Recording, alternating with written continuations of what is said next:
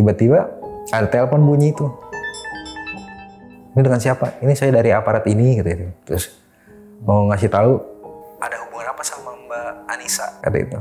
Oh iya saya pacarnya gitu, saya teman dekatnya gitu. Ya udah saya cerita kayak gitu terus Emang pas di telepon bilangnya apa? kecelakaan, alami kecelakaan gitu loh Bang. Anissa kecelakaan gitu. Kecelakaan. Pas 2:30 itu jujur Bang, baru pertama kali saya ngeliat orang ngelepasin nyawa. Jadi ini tuh udah dingin Bang. Itu pas di sini Bang, itu pertama kali aku ngeliat orang meninggal, ngelepasin nyawanya itu. Jadi kayak nampaknya itu kayak di area tangga gitu loh Bang. Tiba-tiba aja Bang. Pokoknya ada angin, terus kayak asap, gimana sih Bang? Kayak asap. Jadi nggak jelas ke bawah itu nggak jelas bentuknya. Tapi yang dilihat sosoknya Ya dia.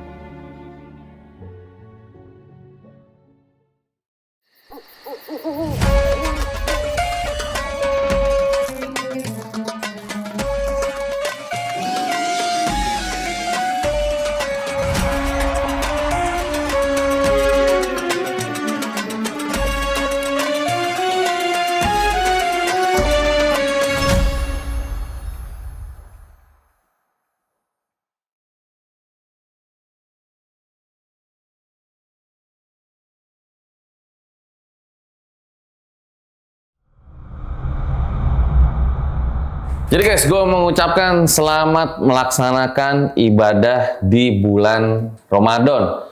Ada nggak dari kalian yang udah batal puasanya? Astaga, baru mulai aja udah batal, gimana itu? Ya gue doain lah semoga semua para ulang Rijal Satset lancar-lancar dalam menjalankan ibadah puasa.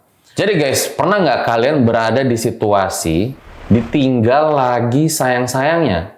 Ditinggalnya itu bukan putus gitu ya, tapi melainkan nih, si orangnya itu meninggal dunia.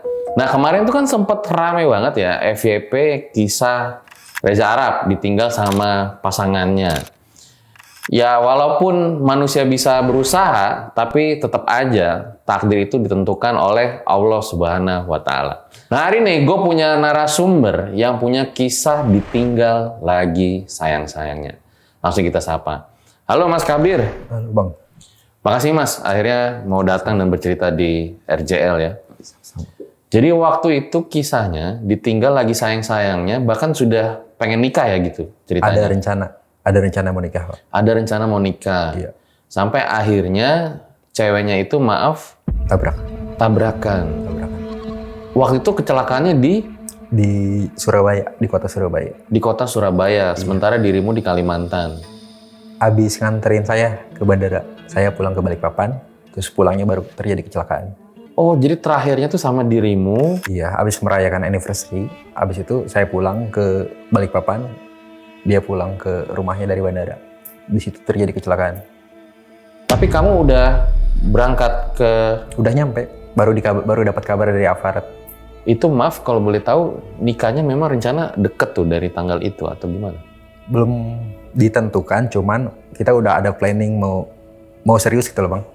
Karena kan itu kebetulan cinta pertama saya Bang. Cinta pertama kamu Cinta ya? pertama. Jadi di cinta pertama itu niatnya ingin melangsungkan pernikahan. Rencananya pengen serius. Gitu. Tapi ini maaf Mas, udah izin dulu ya berarti mau cerita ini ya? Udah izin sama orang tuanya, kebetulan masih berhubungan baik sama beliau. Sampai sekarang Sampai gitu sekarang. Ya? Dan yang saya dengar gitu di hari ke-40 pas tahlilan, jadi Mas ngelihat si almarhumah ini gitu? Iya, dia mungkin bahasa kasar itu pamitan kali ya Bang. Ngucapin terima kasih, kulo nuwun gitu loh. Kayak semacam, ya manggut gitu. Yang dilihat tuh lagi di mana? Dia di tangga. Kebetulan rumahnya lantai 2 kan, 2 lantai gitu. Jadi keluarganya pada lihat.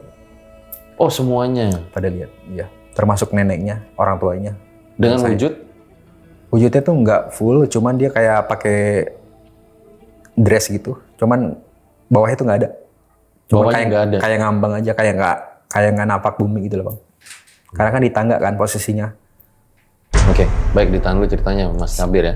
Nah buat kalian yang pengen ngirim cerita, siapa tahu bisa diundang podcast, langsung aja kirim ke sini guys. Langsung kita mulai, berikut adalah ceritanya.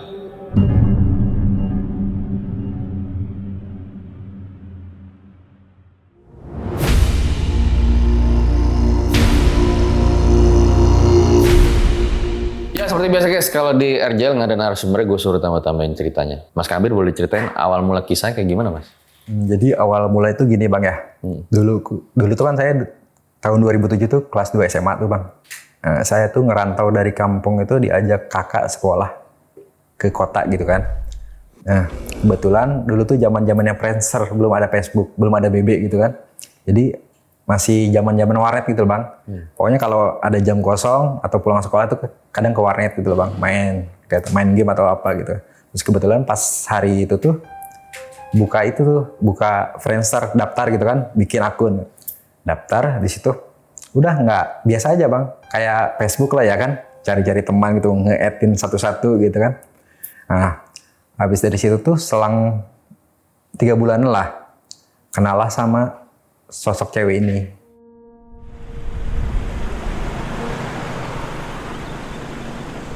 Dan kebetulan beliau tuh namanya Anissa, dia tinggal di Surabaya, kota Surabaya. Usia kita tuh bedanya 5 tahun gitu. Saya di bawahnya, beliau udah kuliah sambil kerja gitu.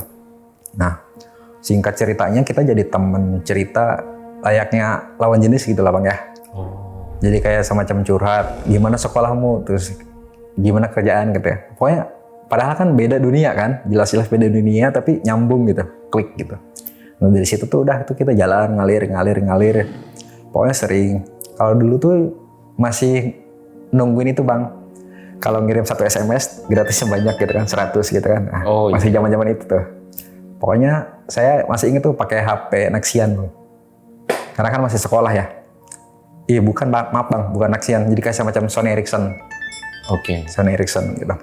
Nah dari situ tuh saya udah tuh kenalan. Nggak sampai lama tuh 1 tahun. Saya lulus tuh 2008 itu. Dan pertemuan pertama itu dia nggak ngasih tahu. Dan saya sambil nunggu ijazah keluar, saya tuh udah kerja bang. Jadi lewat ordal lah, kenalan tetangga gitu. Kerja di salah satu debt store di Kota Samarinda. Di Kota Samarinda itu saya jadi pramuniaga gitu bang, SPB gitu. Berarti jauh nih ya, di Kalimantan sama Surabaya nih ya? Jauh jaraknya, jauh terus. Saya juga nggak ada kepikiran untuk ketemu gitu loh bang. Karena kan masih senang-senang cinta-cinta monyet gitu loh bang ya. Karena itu kebetulan kenalan cewek pertama yang bikin saya nyaman gitu loh bang. Jadi ya itu bisa dibilang ya kenyamanan pertama gitu loh bang. Klik gitu lah ya. Kenyamanan pertama dari cewek gitu kan. Kayaknya nih cewek beda nih gitu. Gitu. Dulu sempat juga suka sama orang tapi nggak senyaman ini gitu kan. Dan dari situ udah tuh kerja di situ tuh cuma 3 bulan bang. Sambil nunggu ijazah keluar kan. Nah cuma 3 bulan tapi di bulan ke akhirnya tuh bulan ketiga itu dia tuh nge-WA tuh. Bukan nge-WA kayak nge-SMS gitu ngasih tahu. Mau ketemu nggak? Saya udah di Kalimantan nih katanya. Saya di hotel ini kebetulan. Tempat kerja saya itu di depannya hotel bang, namanya hotel di situ, di Jalan Gajah Mada. Terus dari situ tuh saya kaget dong, pas saya masuk siang, saya istirahat tuh jam 5:30 tuh, buka HP tuh, oh ya udah mau ketemu di mana? Saya bilang, ya udah nanti ketemu di lobi hotel aja katanya. Ya udah, pulang kerjanya jam 10, 10:30 saya OTW tuh ke hotel tersebut itu di nyebrang. Dan di situ saya baru nggak memprediksi kalau ada yang duduk di lobi itu dia gitu kan. Karena anggapan saya tuh paling orangnya ya sama lah biasa gitu kan gitu. Ternyata orangnya tuh tinggi, rambutnya panjang, pokoknya cantik lah bang gitu kan. Cantik gitu, pokoknya jauh dari ekspektasi gitu kan. Aku tuh nggak berekspektasi yang tinggi gitu kan bang. Paling biasa aja gitu. Kebanyakan cewek gimana sih bang? Tapi itu cantik banget.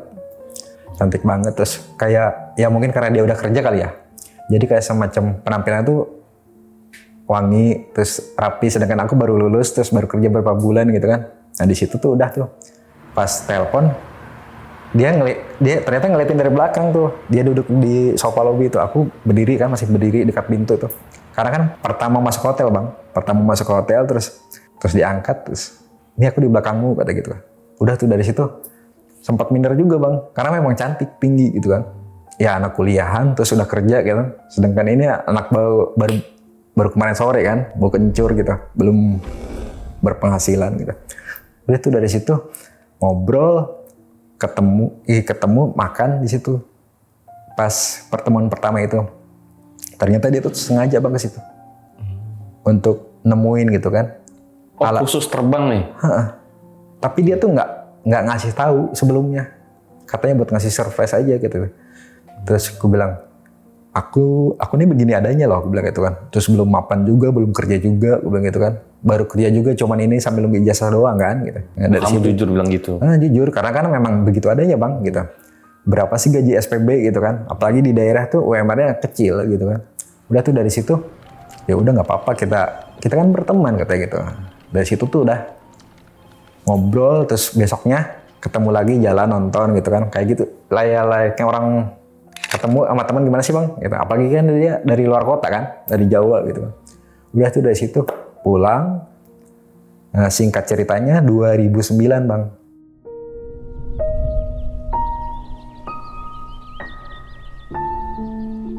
Nah saya tuh ada niatan udah megang ijazah kan, tuh itu udah sempat kuliah juga, cuman berhenti bang karena pengen kerja gitu kan, pengen biaya kuliah sendiri gitu kan.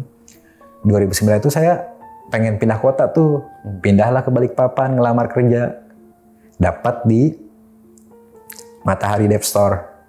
Nah di Matahari Dev Store dapat di situ, dan ternyata di balik itu juga dia tuh minta mutasi ke Kalimantan, tapi dapatnya tuh bukan di Samarinda, di Balikpapan. Tapi kita tuh belum ngasih tahu nih, satu sama lain itu belum ngasih tahu. Nah tahu-taunya dia tuh suatu hari itu dia ngasih kabar, ini aku udah beli tiket katanya, aku dimutasi ke Kalimantan. Di mana? Di Balikpapan kata itu. Loh saya juga mau kerja di Balikpapan katanya. Itu seminggu sebelum kerja bang kejadiannya. Nah dari situ, oh ya udah nanti kita ketemuan aja. Ya udah, tanpa saya suruh, saya sebelum kerja seminggu itu saya nyari kosan tuh di Balikpapan tuh. Nyari kosan, kan posisinya itu dekat laut ya bang ya. Laut, mall, tempat saya kerja, terus seberangnya itu jalan raya, terus tempat kantornya dia tuh. Itu sebelum tahu. Nah, jadi ya udah tuh, udah nyari kosan, udah dapet, jemput dia ke bandara. Ternyata diajaklah, dikira tuh mau ke hotel atau mau nyari kos-kosan gitu kan, kos-kosan harian. Ternyata dia dapat rumah dinas, dan itu saya baru tahu kalau dia kerja di bank. Nah di situ saya makin minder loh bang, sebagai cowok kan, apaan sih ini gitu, kok kayak dijebak gitu, kayak di prank gitu kan. Dan itu belum ada kata-kata jadian bang, jadi kayak semacam ya udah jalan aja gitu kan, masih suka curhat segala macem. Udah tuh dari situ katanya udah nggak usah gengsi atau apa katanya, soalnya kan aku nggak ngelihat itu kata itu, ya kita berteman aja katanya, selagi kita nyaman kenapa harus apa sih namanya, kayak semacam menjauh deh. Iya katanya, harus ada jarak, kenapa katanya, kita seperti di awal aja kenalnya kayak gimana kata gitu. Udah tuh dari situ dia nempatin rumah dinasnya, saya kerja di Balikpapan di kosan gitu kan, tinggalnya di kosan gitu, tapi jaraknya deket bang. Jaraknya deket itu 2009-2010 bang, jadi akhir 2009 ke 2010 ke tahunnya itu. Nah ya jalan nyaman kayak orang pacaran gimana sih bang, sering jalan, sering makan bareng, terus ada kalanya juga berantem gitu kan, sampai menghilang beberapa lama, sebulan sih paling lama menghilang atau sebulan gitu kan. Terus dari situ tuh udah kebetulan 2012 akhir deh kalau nggak salah.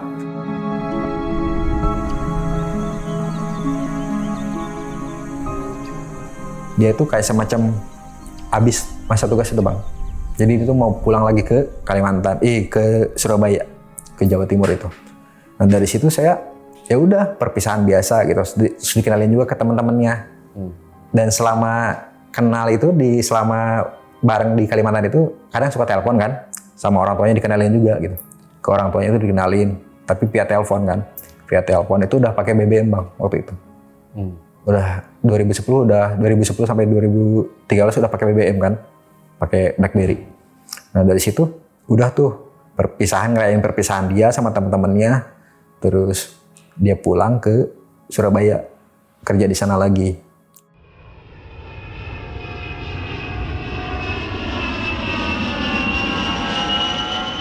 Dan dari situ saya ya udah ngejalanin hidup biasa aja gitu kan.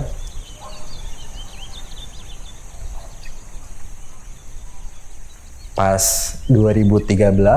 tahun 2013 itu saya sama dia tuh mau ngadain syukuran gitu loh bang, kayak anniversary lah kecil-kecilan gitu. Kalian dikenalin ke keluarganya. Dan itu nggak tahu kalau dia tuh anak tunggal bang. Dia belum cerita apa-apa, pokoknya serba instan gitu loh bang, serba prank gitu kan. Jadi bikin kaget kan. Terus di sana orang tuanya juga orang berada gitu. Saya beli tiket dan itu saya posisinya udah kerja di kapal bang. Jadi posisi kerja di kapal itu saya udah 2 minggu kerja, 1 minggu libur. Oke. Nah jadi 1 minggu libur itu kan saya gunain dong buat ngerayain itu sambil kenalan sama orang tuanya sama keluarganya gitu kan. Saya terbang lah ke Surabaya. Itu tahun 2013 bang, bulan September.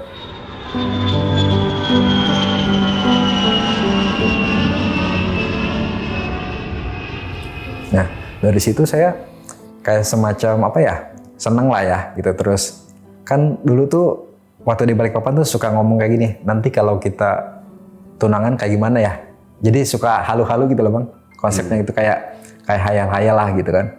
Terus ya dilayanin sama dia gitu kan, karena kan saya emang itu baru pertama. Terus kalau mau nikah kayak gimana konsepnya, terus punya anak berapa, gitu. Namanya siapa, udah direncanain bang kayak gitu. Udah hayal-hayal lah gimana gitu kan. Oh ya udah mudah-mudahan terlaksana ya kata gitu. Jadi kan dia lebih dewasa kan. Terus kebetulan juga orangnya suka ngomong gitu loh bang. Udah tuh dari situ 2013 itu anniversary, ngerayain syukur-syukuran kecil-kecilan gitu di keluarganya selama 5 hari lah bang. 5 hari kan, Sabtu tuh saya harus pulang karena Seninnya udah naik lagi ke kerjaan ke kapal.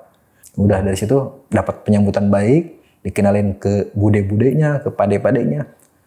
Nah dari situ saya pamitan, terus nah ini kejadian itu bermulai dari sini bang. Saya diantar pulang, itu posisinya sore. Jadi sekitaran abis asaran lah gitu. Karena kan takutnya itu kan delay atau telat kayak gimana gitu kan. Diantarlah saya ke bandara.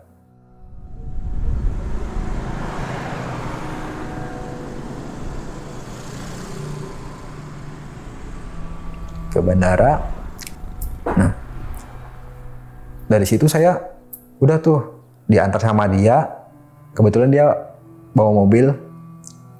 Terus apa sih namanya bang? Bandara.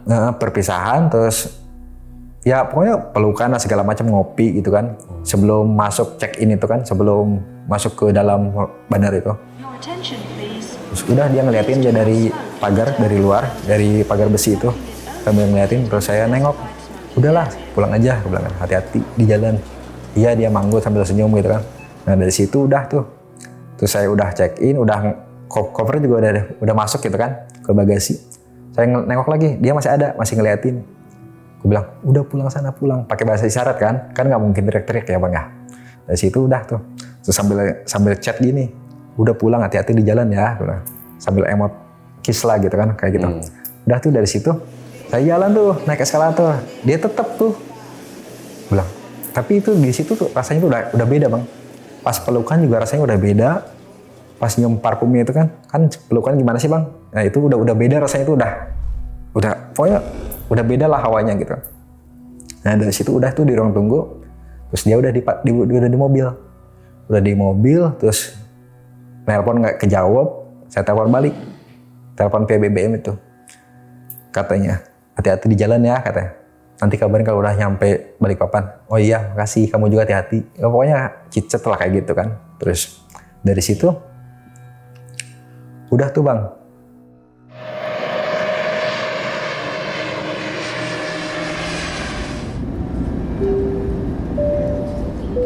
Enggak, kan biasanya suka tidur ya? Iya. Suka tidur kali pesawat itu kan. Itu nggak bisa tidur. Karena ya nggak tahu mungkin rasa, nggak tahu mungkin atau apapun itu gitu kan.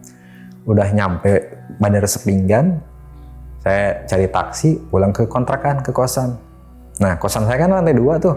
Nyampe kosan, jalan naik ke atas, ya tetangga juga lagi pada ngumpul di situ. Ya udah saya permisi segala macem, buka pintu, Itu koper udah di antara pintu sama luar bang. Koper tuh udah pintu, terus sepatu juga udah dilepas satu.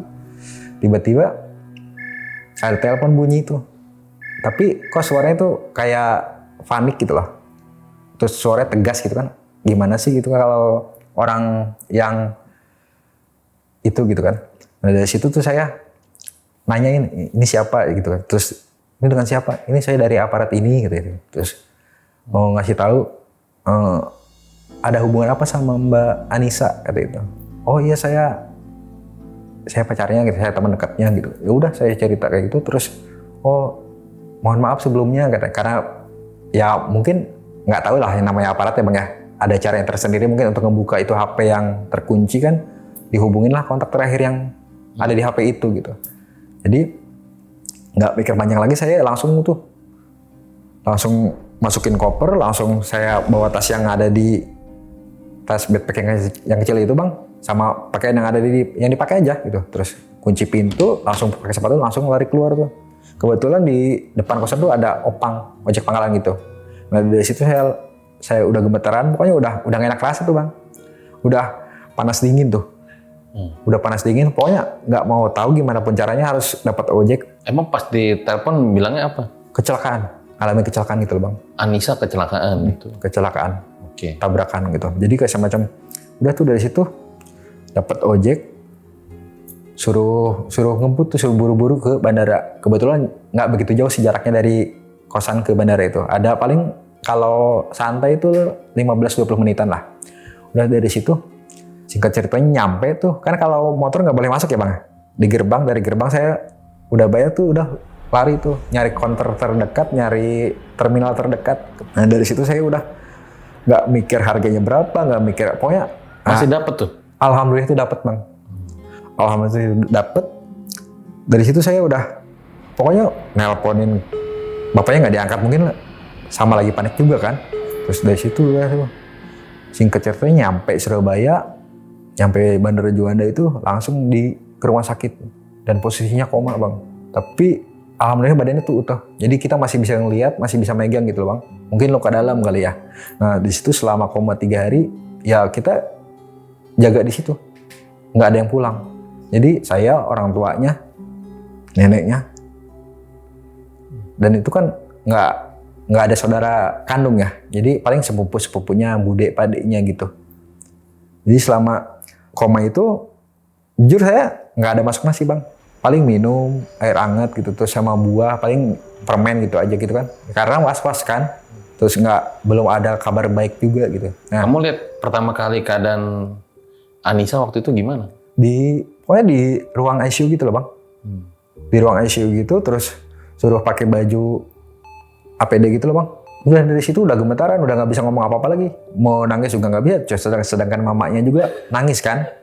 Terus saya kan nggak mungkin nangis juga kan, yang ada makin riuh gitu lah bang.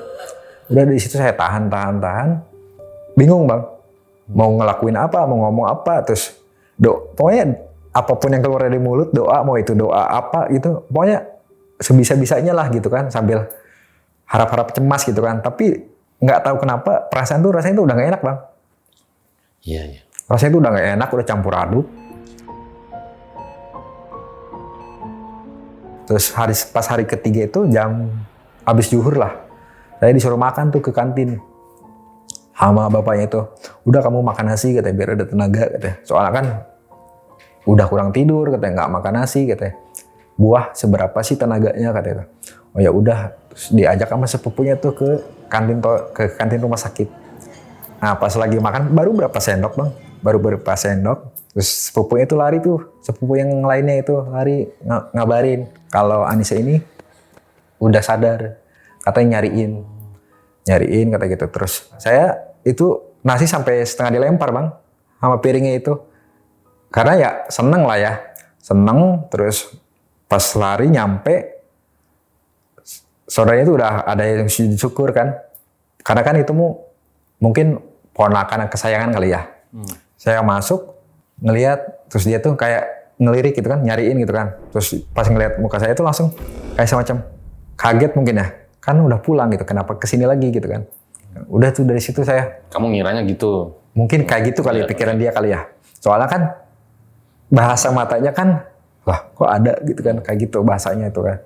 Terus dari situ saya manggut gitu, terus megang tangan tuh dingin bang, dingin, terus ya biasa lah gitu kan, terus sambil digeter-geter gitu kan, terus udah tuh dari situ, itu posisinya jam 2 bang, jam 2 siang. Nah udah dong, pada tenang gitu kan, terus mamanya juga ngelusin rambutnya gitu, terus bapaknya juga baca-baca doa, neneknya duduk di sofa gitu, di dalam ruangan itu udah pindah ke ruangan ya bang ya, udah pindah ke ruangan, terus pas 2:30 itu jujur bang, baru pertama kali saya ngeliat orang ngelepasin nyawa. Jadi posisi sama, saya sebelah kiri sama neneknya, mamanya sebelah kanan sama bapaknya. Bapaknya itu kayak udah tahu juga, main mata sama saya tuh, main mata terus ngeazanin di telinganya sambil baca-baca doa mungkin ya. Terus saya tuh bilang, kenapa sih harus kayak gini? Jadi ini bang, tangannya itu kan gini ya, saya pegang itu gini. Jadi ini tuh udah dingin bang, udah dingin. Jadi kayak air jalan gimana sih bang? Gitu loh. Tapi di sini anget, di sini dingin, di sini anget. Nah saya pegang gini. Kok dinginnya tuh makin naik bang, dinginnya itu makin naik, terus nyampe di sini, dia minta dibuka ininya, alatnya, minta dibuka terus ngomong sama orang tua itu, katanya, Pak, Mak, titip ya katanya, jangan dianggap orang lain katanya, anggap aja pengganti aku katanya. Itu aku di situ setengah sadar setengah enggak, langsung giniin tangannya kan, apaan sih gitu kan, nggak apaan sih gitu, tapi nggak ngucap gitu, cuman pakai bahasa ini aja, bahasa isyarat tangan gitu kan. Cuman kan aku masih memandang orang tuanya bang. Enak. Gitu, masih memandang orang tuanya. Aku kan ibaratnya kasarnya kan orang luar ya, yang belum ada status gitu kan. Dari situ bang, setelah ngomong kayak gitu, terus dia minta maaf sama orang tuanya. Neneknya juga udah pasrah. Itu pas di sini bang, itu pertama kali aku ngeliat orang meninggal. Ngelepasin nyawanya itu entah mungkin kesakitan atau gimana ya, itu aku mau nangis gak bisa bang, keluar air mata, tapi mama itu sampai pokoknya histeris kan. Terus aku mikir lagi, masih ada rasa sadar gitu bang, jadi kayak semacam kalau aku nangis yang ada makin kacau dong, makin riuh gitu kan. Udah tuh dari situ aku pokoknya mematung aja bang, sambil megang tangannya, pokoknya semua udah kayak tremor gitu bang, gemetar semua badan tuh. Sepupunya pada masuk segala macam. Udah tuh di situ ditenangin. Aku lemas bang, badanku udah lemas. Terus mau ikut di ambulan atau di itu, nggak mau ngurus dulu administrasi, saya bilang gitu kan. Udah tuh dari situ ngurus administrasi, saya ikut di ambulan. Nyampe rumahnya baru udah siap semua, udah disiapin, udah dikabarin. Berarti saat itu Anissa udah meninggal? Udah meninggal. Sudah, matanya sudah tertutup begitu dan segala macam. Dan itu ucapan terakhirnya minta maaf sama orang tuanya, terus nitip jangan dianggap siapa-siapa katanya. Anggap aja jadi pengganti aku kata gitu. Karena selama aku di Kalimantan katanya, dia juga baik sama aku. Kamu ngeliat juga ya betapa suasana keluarga pada saat itu ya? Ya ngeliat bang, makanya aku tuh dilema bang, antara aku juga apa ya, jujur aku tuh pengen nangis bang, detik itu tuh aku pengen nangis, cuman aku masih ada sisi warasnya gitu loh bang. Iya. Takutnya malah jadi Takutnya bikin makin lain kacau makin sedih kan, gitu ya. Yang ada bukan makin tenang kan gitu.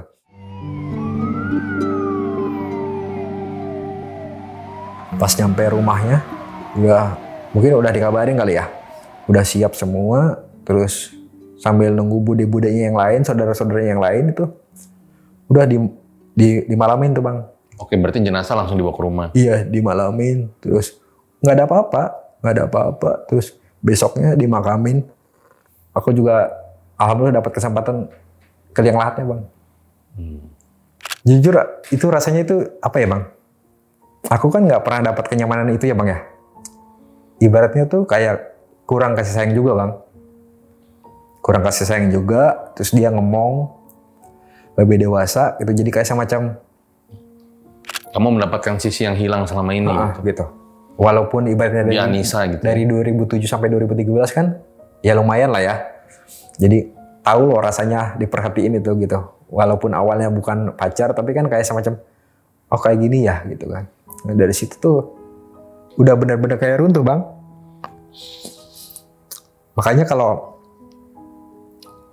ada orang yang bilang katanya lebih baik cerai ya atau putus gitu karena masih bisa melihat bang daripada harus Ditinggal meninggal. karena nggak bakal bisa ngelihat seumur hidup.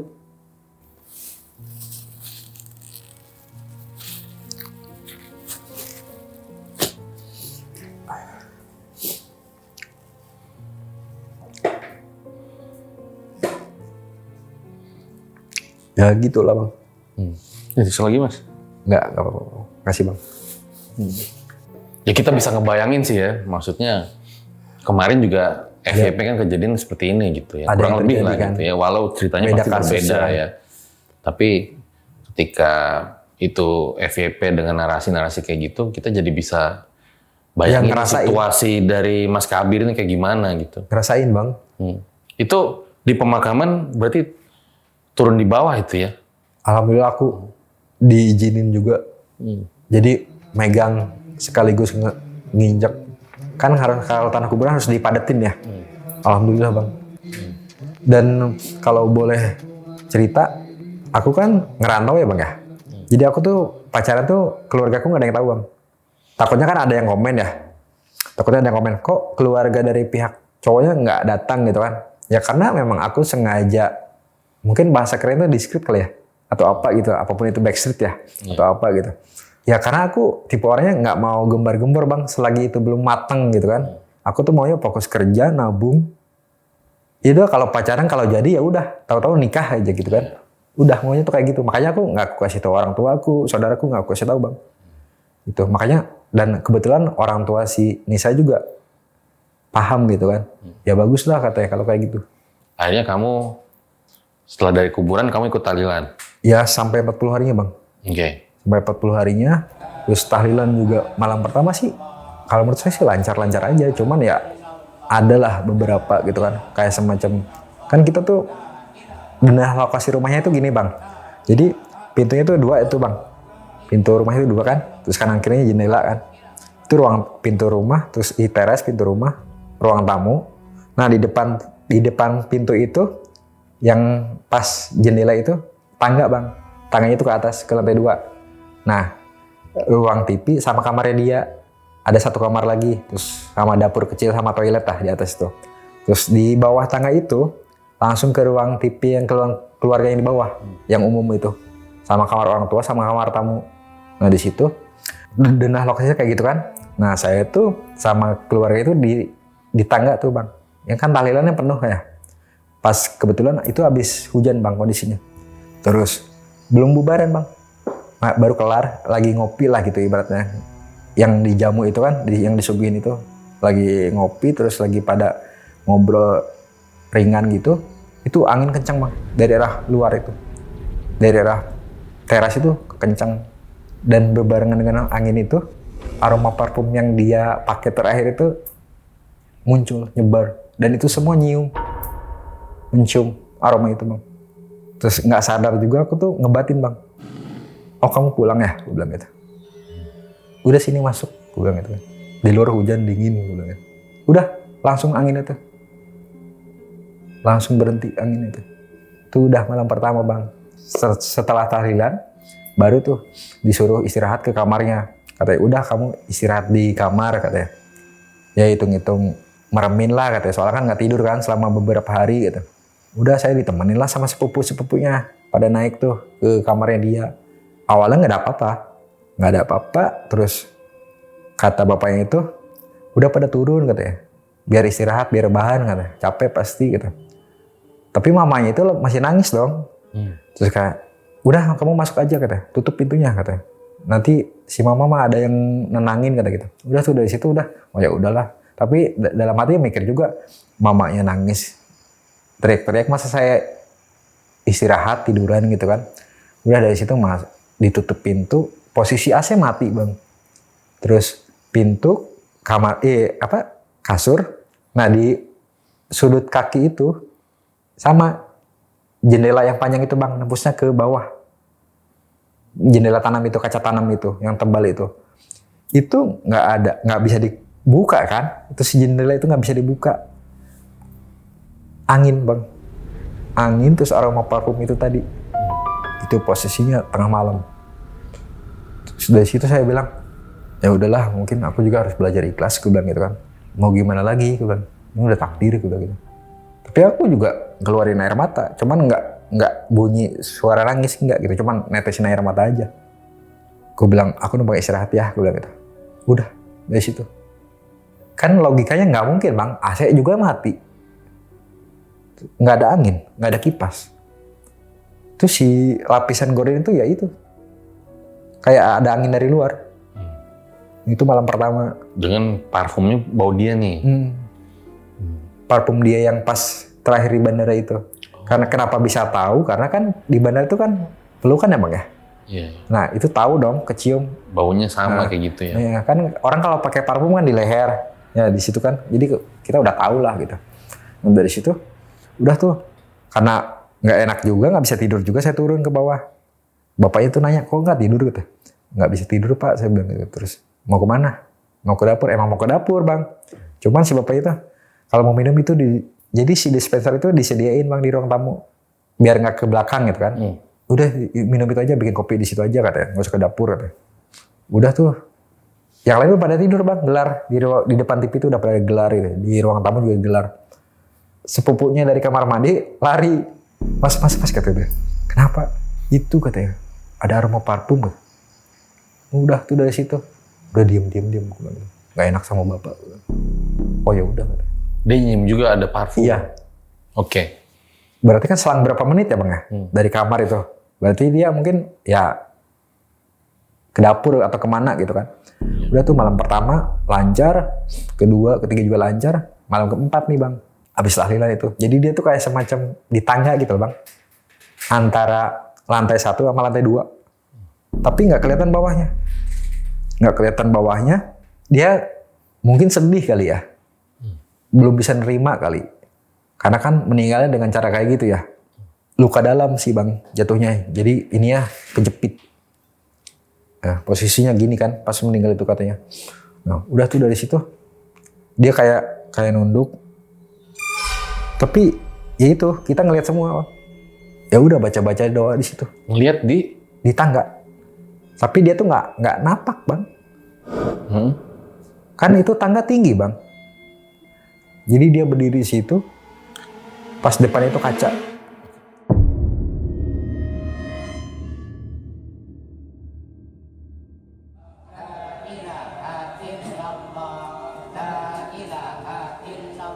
Nah malam keempatnya itu setelah selesai taklilan belum bubar bang. Jadi masih pada jagongan lah, ngopi gitu kan. Terus ngobrol-ngobrol gitu. Itu ngeliat di tangga. Udah sekelebat gitu. Sekelebat. Itu semua orang lihat. Termasuk neneknya juga. Neneknya juga kan ibaratnya mungkin orang zaman dulu ya. Pasti tahu lah, pasti bisa gitu kan. Ya udah dari situ didoain, udah nggak ada. Terus sekilas tuh nggak nyampe 1 menit loh, berapa detik doang gitu kan. Terus udah tuh malam itu kita istirahat tuh. Cuman santai nih bang, santai gini. Udah pada pulang nih. Jadi khusus keluarga inti gitu kan. Jadi pintu udah ditutup. Saya nyender di sini nih. Di bekas Pak Ustadz ini nyender dekat jendela situ. Mata saya kan ke atas dong, ke atas. Jadi si ruang tamu itu tinggi bang. Iya. Jadi nggak dicor gitu kan. Jadi langsung ke nyambung atap itu langsung ke lantai 2 nyambungnya gitu. Nah di situ sampai saya ngeliatin lampu hiasnya itu dari ujung mata tuh kelihatan bang.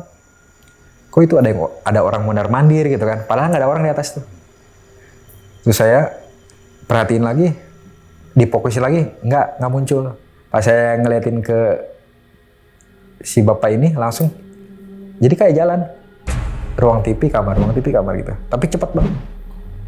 Bilang, oh ya udah mungkin karena ngantuk atau halusinasi atau apa gitu. Pokoknya masih nggak percaya gitu lah bang ya. Yang kamu lihat itu apa Mas Kabir? Kayak kain. Oh kain putih. Iya kayak kain gitu. Jadi kalau orang kan tahu ya bang ya, Ini enggak bang, kayak kain diginiin ya, seret, cepet, pokoknya kilat lah gitu. Udah tuh, sedangkan di atas tuh nggak ada orang, kan pada ngumpul di bawah semua bang. Dan itu tinggal keluarga inti doang kan. Nah, kan kalau di, ya itu kan Jawanya Jawa kota ya ibaratnya. Orang pada sibuk kerja kan. Jadi nggak mungkin nemenin selama full itu gitu kan. Selama setiap hari gitu. Kalau tadi yang sekelebat itu si almarhumahnya pada lihat. Ya bisa jadi. Enggak. Kalau yang itu cuman ada saya sama sepupunya yang lihat. Iya, oke. Nah tapi nggak diceritain, takutnya makin sedih kan. Iya. Udah tuh dari situ udah.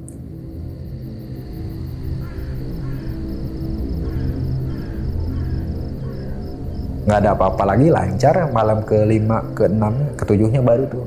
Malam ke-7-nya tuh sama itu. Jadi kayak nampak ini itu kayak di area tangga gitu loh bang. Jadi kayak ngasih tahu gitu loh. Ya mungkin ya itu ngucapin terima kasih atau apa, udah didoain gitu kayak gitu. Munculnya kayak gimana? Tiba-tiba aja bang. Pokoknya ada angin, terus kayak asap, gimana sih bang? Kayak asap. Jadi nggak jelas ke bawah itu, nggak jelas bentuknya. Jadi kayak dari sini tuh kayak langsung ke sini aja. Kayak asap mengepul gitu loh bang. Udah kayak gitu. Tapi yang dilihat sosoknya Ya dia. Dan itu mukanya jelas.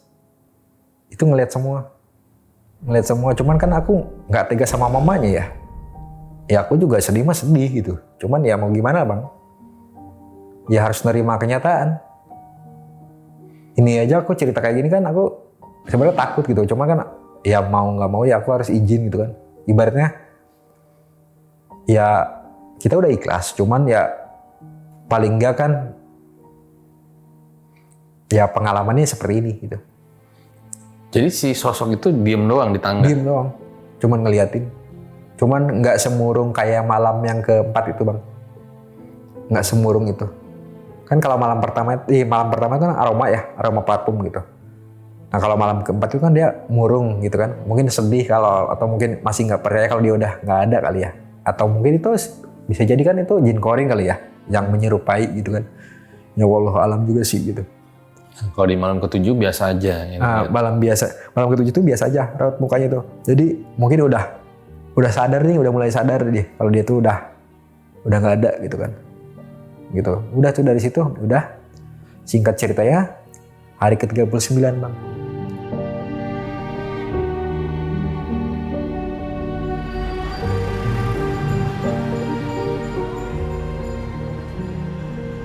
Hari ke-39 saya tuh nggak enak badan tuh bang. Udah ngerasa lah ya gitu. Udah ngerasa nggak enak badan. Dan oh iya sebelumnya saya lupa bang ngasih tahu. Saya ini kan posisinya kerja ya. Jadi saya tuh Ya itu makanya. sempat ngabarin kan. Oke. Sempat ngabarin ke kerjaan.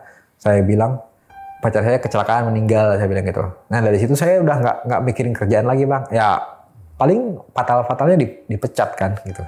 Gitu. Saking kehilangannya gitu. Ya intinya ya kalau kerjaan mah bisa dicari kan emang ya. Kalau kerjaan bisa dicari, tapi kalau ini kan terakhir kalinya aku megang dia, aku ngedoain dia gitu kan. Ya mungkin ngedoain bisa di mana aja, tapi kan ya kali abis berduka langsung ditinggal kan nggak mungkin bang ya. Apalagi itu nggak punya anak lagi gitu. Nah, udah dari situ aku nggak tahu menau nih urusan kerjaan bang.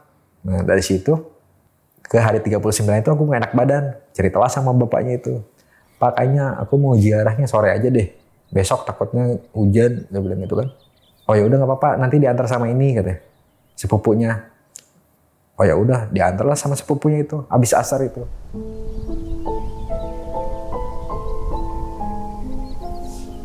Itu mungkin sepupunya juga udah paham kali ya bang. Sepupunya udah paham, jadi ngejauh dia tuh, mundur ke belakang. Nah jadi saya tuh katanya selama 1 jam itu, ya emang saya juga ngerasanya nggak selama itu bang. Cuman ya cerita, terus ya aku gimana, aku sama siapa nanti gitu. Ngadu lah gitu ibaratnya, terus aku pamitan, aku bilang aku mau pulang. Terus kayaknya aku mau minta izin juga, mau cari kerjaan di Jakarta, aku bilang gitu. Karena kalau aku di Balikpapan, kayaknya nggak mungkin deh. Karena kan selama dari 2009 ke 2012 itu kan sama dia kan. banyak kenangannya itu gitu. Nah dari situ itu kan kalau apa bang, kalau pemakaman itu terbuka ya bang, itu kayak beneran kayak disekat bang, kayak pakai tembok gitulah. Selama aku cerita itu selesai ngaji itu aku kayak didekap gitu bang, suasana itu hangat gitu. Padahal kan itu terbuka bang. Kayak dipeluk nih. Iya. Tapi depan belakang kanan kiri tuh hangat bang. Harusnya kan dingin ya. Angin sepoi-sepoi itu enggak. Selama 1 jam ternyata aku cerita curhat kayak gitu. Oke. Sepupunya tuh merhatiin itu jaga deh dari motor gitu. Kan pemakaman itu nggak jauh dari jalan itu ya bang, jalan setapak gitu. Jadi bisa lewat motor gitu. Udah dari situ saya pulang.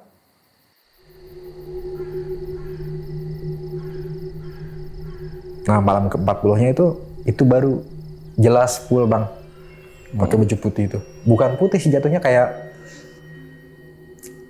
putih tulang kali ya bang ya. Di mana ngelihat lagi? Di tangga juga posisinya. Ini setelah tahlilan nih. Tapi dia agak naik bang, agak naik. Ini posisinya tengah malam. Jadi orang udah pada pulang, kita lagi pada santai nih, sambil ya bercanda gitu. Terus aku juga pamitan, gue bilang gitu, maaf kalau ada salah-salah gitu kan, ke keluarganya, ke bapaknya atau ke neneknya gitu. Karena neneknya itu selama itu juga nginep di situ bang. Ya, mungkin kasihan lah anaknya ya, ditinggal sama anaknya gitu, sama cucunya. Udah tuh dari situ, udah bercengkrama kayak gitu, ngobrol segala macam. Itu posisinya itu agak naik bang, tapi full. Dan itu manggut.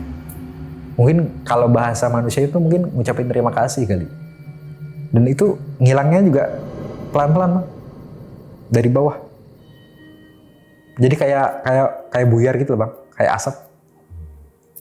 Terus aku sempat ngebatin tuh, antara ngebatin sama ngomong di bibir itu. Yang tenang ya, aku bilang. Ih berat banget bang aku. Mungkin kalau abang pernah ngalamin, tau lah. Mungkin kalau diceritain juga ibaratnya ini kan yang inti-intinya ya bang ya. Ngejalaninnya susah banget bang. Ya kalau mungkin kalau teman atau orang ngomong sabar, ya bisa aja. Tapi kan yang ngejalanin mah beda rasanya bang. Itu berarti pas ngelihat si sosok itu takut nggak? Apa gimana? Nggak takut bang, nggak ada rasa takut. Oh. Nggak ada rasa takut, cuman Malah pengen ketemu gitu? apa ya? Waktu itu aku mikirnya kayak gini, kok bisa sih ninggalin gitu? Oh malah kayak gitu. Malah pengen ngomong kayak gitu nih ke orangnya? Iya aku ngomong kayak gitu. Ke sosoknya? Iya aku ngebatin ngomong di bibir tuh kok bisa sih ninggalin gitu. Setelah bikin aku nyaman, setelah bikin aku tahu rasanya suka gitu loh bang. Itu sih aku sesalin tuh. Kenapa sih nggak aku aja gitu bang? Itu pada saat itu ya. Aku mikirnya kayak gitu. Kalau akhirnya harus aku ditinggal sendiri gitu. Terus aku sama siapa, ngadu sama siapa, cerita sama siapa gitu. Itu sih aku bang. Oke. Nah itu setelah 3 hari 40 harinya itu, baru aku pamitan pulang ke Balikpapan.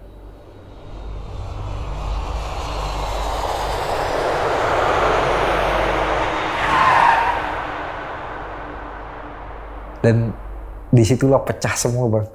Karena kan udah nggak ada orang tuanya kan. Aku di kosan datang disambut sama ibu kos sama tetangga-tetangga gitu yang ngucapin lah gitu. Terus aku minta waktu, terus aku masuk. Itu sepatu juga belum lepas. Karena aku nggak bawa apa-apa ya, cuman baju yang di badan. Koper juga masih ada di situ tuh, masih berdiri tuh. Itu aku langsung telungkup, narik selimut, tarik bantal, nangis jadi-jadinya bang. Bohong sih bang, cowok kalau ditinggal sama seseorang nggak nangis tuh bohong. Ya whatever lah ya, mau dibilang cowok kok cengeng nangis gitu kan? Ya mungkin lo nggak pernah ngerasain. Iya. Makanya. Dan sah-sah aja. Sah-sah aja kan bang, cowok nangis itu kan? Sah-sah aja. Dan itu hampir 3 jam bang. Nah, apa ya? Mataku tuh sampai bengap bang. Nah baru itu setelah udah tenang ibu kos ngetok. Besoknya baru ngadain tahlilan di kosan. Karena dia pernah ke kosan kan. Cerita nih akhirnya nih Mas Kabir ya. Ini mungkin kan pada nanya juga ya. Berarti memang kecelakaannya parah banget gitu ya. Luka dalam bang. Jadi si posisi badannya itu meluk setir, jadi telungkup. Jadi si mobilnya itu ke itu bang, sebelah belakang, bagian tengah ke belakang. Jadi masuk ke dalam. Oke. Ini kecelakaannya mobil sama mobil besar itu. berarti parah ya. Parah. Terus ya dari situ tuh selama di kosan tuh ya sering nyium bau parfumnya, dan sempat sebelum saya pulang ke Balikpapan tuh saya izin kan ngambil parfumnya itu. Ketemu bang parfumnya itu. Bahkan saya juga nyimpan sampai sekarang. Parfumnya? Ada. Nggak pernah saya pakai. Buat kenang-kenangan aja. Berarti memang ini perjalanan yang sampai sekarang tuh Membekas. sangat membekas ya. Iya, karena ya memang cinta pertama bang. Karena kan pasti orang nanya, ini kan udah 13 tahun yang lalu ya? 13 tahun yang 10 lalu. tahun yang lalu lebih ya? 2013. Nah, setelah udah di Balikpapan itu kayak mungkin pernah dimimpiin kah? Atau ngalamin kejadian-kejadian lagi nggak? Mimpi, tapi nggak banyak ngomong bang. Nggak ngomong gitu kan. Terus cuman datang, ngasih. Dia nggak ngomong, cuman saya tuh nangkapnya kayak semacam hati-hati gitu. Ini mimpi nih? Enggak, jadi kayak setengah mimpi, setengah sadar gitu loh bang. Jadi kayak gimana sih bang? Iya. Atau mungkin halusinasi atau apalah, itu nggak tahu gitu kan. Cuman aroma parfumnya masih. Cuman mimpi sesekali gitu. Terus dia nggak ngomong, tapi saya tuh dapat pesan itu, dapat rasanya itu kayak semacam hati-hati gitu. Pas di mimpi masih nggak settingnya di mana gitu? Di kosan apa? Nggak, pokoknya nggak jelas tempatnya di mana. Tapi saya tidurnya di kosan. Wujud yang dia datang waktu itu masih ingat? Sama kayak yang di tangga itu. Oh, putih gitu, kuning-kuning. Kayak kuning gading gitu loh bang. Nggak tahu. Tapi kan nggak ada cahaya ya bang ya. Oke, tapi bajunya terusan gitu ya. Kayak dress gimana sih bang? Tapi dia nggak ngomong. Nggak ngomong. Cuman saya dapat rasanya itu kayak semacam hati-hati. Kayak udah tahu gitu loh bang. Iya. Rasanya itu kayak gitu. Hati-hati katanya. Terus langsung kebangun. Kayak gitu. Pas kebangun kok bawa parfum gitu ya? Ya, pernah kayak gitu. Pernah kayak gitu, terus singkat ceritanya saya 2014 akhir, Desember ke Jakarta. Dapat kerjaan di Jakarta. Gitu. Ini baik lagi antara kayak semacam, kan itu kejadiannya setahun yang lalu ya bang ya? 2014 Desember kan? Ini Januari bang. Saya udah kerja, terus saya main tuh ke Ancol. Abang tahu kafe yang di jembatan nih pak? Yang di jembatan kayu? Iya. Nah di situ. Dia berdiri di situ. Nah di situ tuh saya buru-buru, saya ke situ bang. Saya datengin, nggak ada. Tapi parfumnya ada. Baunya? Aroma parfumnya. Dan saya bawa botolnya itu. Dan itu dibawa juga tuh? Iya. Dan itu nggak saya buka. Cuman sama kok. Sosoknya yang dilihat gimana tuh? Nggak jelas, cuman aku tahu itu dia. Ya terserah sih mau dibilang itu lu gitu kan. Terserah sih bang. Tapi yang itu yang aku rasain gitu. Tapi semua itu aku nggak pernah cerita ke orang tuanya bang. Oke. Ya kalau gue sih mungkin nggak pengen judge juga itu halu gitu ya, karena ya jujur pasti nggak merasa ya bang. Susah gitu ya, maksudnya melupakan kepergian orang yang kita sayangi gitu kan. Ya. Bisa jadi. Nggak mudah lah gitu untuk melewati masa-masa itu gitu. Dan itu bang, selama dari 2013 itu kadang kalau lagi datang gilanya nih bang, lagi datang stresnya, aku suka itu bang, suka ke Surabaya tiba-tiba dadakan gitu. Cuma untuk ziarah kalau lagi kangen. Iya, entah itu naik kereta, kalau ada uang rezeki yang lebih aku baru naik pesawat. Sampai segitunya ya? Berangkat malam, pulang besok malamnya lagi. Terus mampir ke rumahnya sebentar, udah pulang. Kadang 2 jam, sejam di makamnya, di kuburannya. Pas di kuburannya ngobrol apa gitu? Ya apa aja, aku ceritain. Aku sekarang kerja di Jakarta. Terus, kamu ngapain sekarang? Gimana kabarnya? Terus kenapa nggak pernah datang ke mimpi aku lagi? Kayak gitu loh bang. Terus, kok lu jahat sih gitu kan? Itu udah kenal bahasa Jakarta ya? Kok lu jahat sih gitu. Kenapa ninggalin? Gimana sih kalau posisinya kalau kamu ada di aku gitu kan? Sanggup nggak gitu kan? kok tega sih gitu ninggalin gitu. Dulu kan dia tuh selalu nenangin gitu kan. Sekarang aku nggak ada yang nenangin, gue bilang gitu. Nggak ada yang sabar gitu. Nggak ada yang ya udah mau gimana lagi, sabar aja. Gitu. Dia selalu ngomong kayak gitu kan. Ya orang Jawa gimana sih bang, halus. Dia Surabaya tapi halus bang. Udah dari situ aku ya kalau lagi kan ya pasti datang aku. Ya cerita yang nggak penting bang. Kadang kalau diinget-inget kok kayak orang gila ya gitu. Kalau diinget-inget gitu kan. Nangis di depan kuburan, di depan apa tuh? Batu nisan gitu kan. Jadi total berapa tahun tuh ngalamin kejadian kayak gitu? 2013 sampai 17 bang.